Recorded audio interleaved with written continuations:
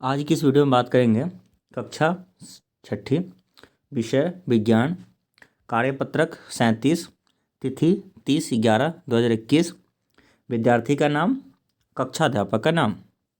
यहाँ विद्यार्थी अपना नाम लिखेंगे और यहाँ कक्षा अध्यापक का नाम लिखेंगे जी।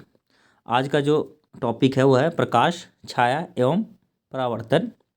इसका जो सब टॉपिक है दर्पण और परावर्तन, इसके बारे में जानेंगे। चलिए वीडियो को स्टार्ट करते हैं। प्रकाश तरंगे सतह पर प्रहार करने पर अपनी दिशा बदल सकती है, इससे परावर्तन कहते हैं। जैसे कोई भी रे ऑफ लाइट जो होता है किसी सरफेस पे इस तरह से पड़ता है तो अपनी वो डायरेक्शन इस तरह से बदल देता है, इसी को हम रिफ्लेक्शन ऑफ लाइट कहते हैं। आगे कहता है दर्पण एक वस्तु है जो प्रकाश को परावर्तित कर देता है। दर्पण जो है, ये जो दर्पण है जो क्या करता है, रे ऑफ लाइट आता है उसको परावर्तित कर देता है, इस तरह रिफ्लेक्ट कर देता है जी, परावर्तित कर देता है। चमकदार और पॉलिश सतह आमतौर पर दर्पण के रूप में कार्य किए जाते हैं। चमकदार और पॉलिश सरफेस जितने भी होते हैं, दर्पण में किसी वस्तु का प्रतिबिंब परावर्तन के कारण बनता है। दर्पण के अंदर कोई वस्तु का इमेज जो होता है वो किसकी वजह से, परावर्तन के कारण बनता है। दर्पण उस पर पड़ने वाले प्रकाश की दिशा बदलता है। दर्पण के ऊपर कोई भी जब रे ऑफ लाइट पड़ता है तो उसका दिशा क्या करता है, दर्पण बदल देता है जी।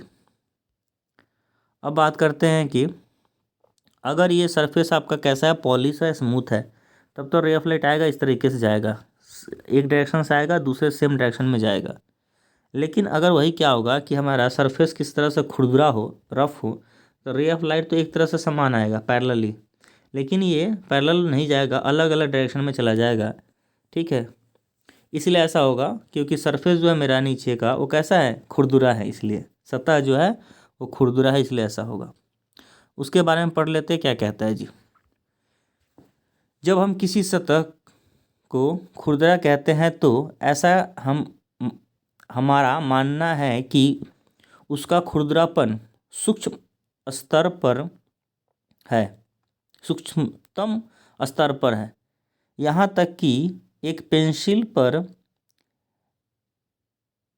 इनामल पेंट की चिकनी दिखाई देने वाली सतह भी माइक्रो लेवल पर बहुत खुरदरी होती है।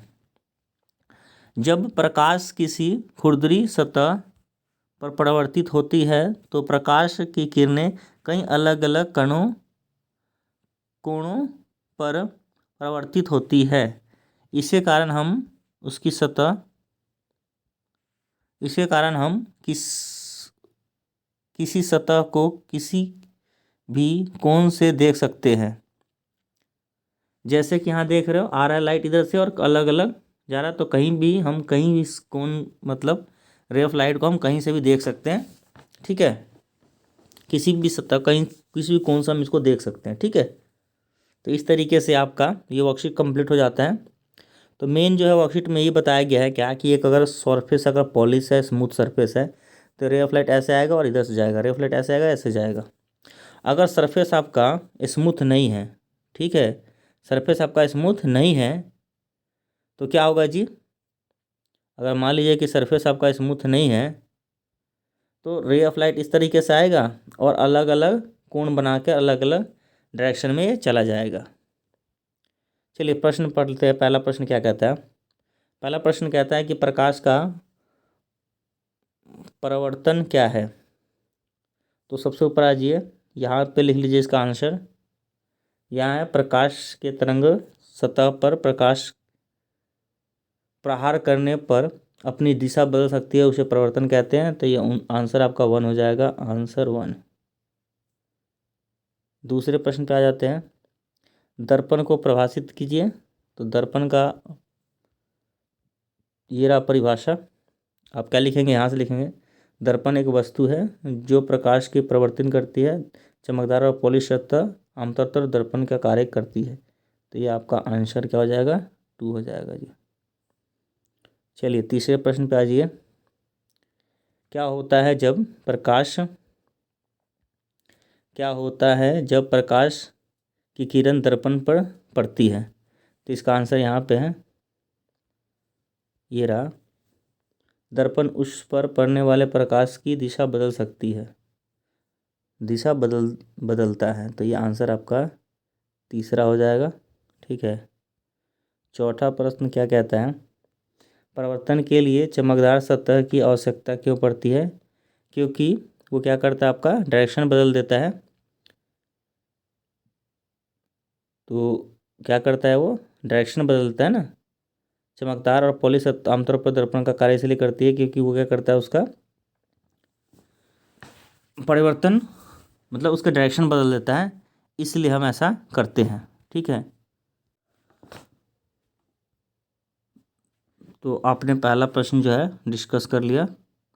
पहला प्रश्न आपने देख लिया, प्रकाश की परिवर्तन क्या कहलाता है। तो आप चाहो तो यहाँ से भी आंसर इसका यहाँ लिखा हुआ है। दूसरा प्रश्न का भी आंसर हमने यहाँ लिखा हुआ है। तीसरा प्रश्न का भी आंसर यहाँ पे है। चौथा प्रश्न है परिवर्तन की चमकदार सतह की आवश्यकता के ऊपर ही, तो यहाँ पे लिखा हुआ है। ठीक है। चौथा प्रश्न जो आपका चौथा प्रश्न भी है ना, इसका आंसर यहाँ पे लिखा हुआ है चौथे का। चमकदार और पॉलिश की सतह आमतौर पर दर्पण के रूप में कार्य करती है, इसलिए हमें प्रतिबिंब के लिए चमकदार सतह की आवश्यकता होती है। ठीक है। और लास्ट है कि किन्हीं दो पदार्थों के नाम लिखिए जो अच्छे परावर्तक है। तो हमारे पास बहुत सारे होते हैं, जैसे आप सोना चम्मच लिख सकते हैं, चांदी के बर्तन लिख सकते हैं, नए बर्तन लिख सकते हैं, एल्युमिनियम लिख सकते हैं। बहुत सारे ऐसे एग्जाम्पल हैं। आप ये देख रहे थे अमर सर जी, AMAR अमर, SIRJEE अमर सर जी यूट्यूब चैनल पे। ठीक है। आपको वीडियो पसंद है तो प्लीज़ लाइक, शेयर और सब्सक्राइब करना ना भूलें। तो चौथा प्रश्न जो है आपका यहाँ से है। चौथा प्रश्न का जो उत्तर होगा आपका यहाँ रह जाएगा। आमतौर पर चमकदार वस्तु पॉलिश आमतौर पर दर्पण कार्य करती है क्योंकि दर्पण, तो आपका आंसर जो हो जाएगा चौथा हो जाएगा। और अंतिम प्रश्न जो है आप इसमें क्या लिख सकते हैं, किसी दो पदार्थ का नाम लिखना है तो आप लिख सकते हैं, एक तो कोई भी, मान लो कि एल्युमिनियम लिख सकते हो। ठीक है। कोई भी नया बर्तन लिख सकते हो। इसके अलावा जो चमकता है, इसके अलावा घड़ी जो होती है ना वो लिख सकते हो आप, घड़ी की जो गिलास होता है वो लिख सकते हो, चमकती है। ठीक है। या कोई मार्बल लिख सकते हो, कोई टाइल्स लिख सकते हो जो नई हो, बिल्कुल चमकदार हो। ठीक है। वीडियो पसंद है तो प्लीज़ लाइक, शेयर और सब्सक्राइब करें। ठीक है। आप यूट्यूब पे डायरेक्ट अमर सर जी यूट्यूब चैनल सर्च करें, उसको सब्सक्राइब कर लें और वहाँ भी बचे हुए चैप्टर्स का वीडियो देख सकते हैं। वीडियो देखने के लिए बहुत बहुत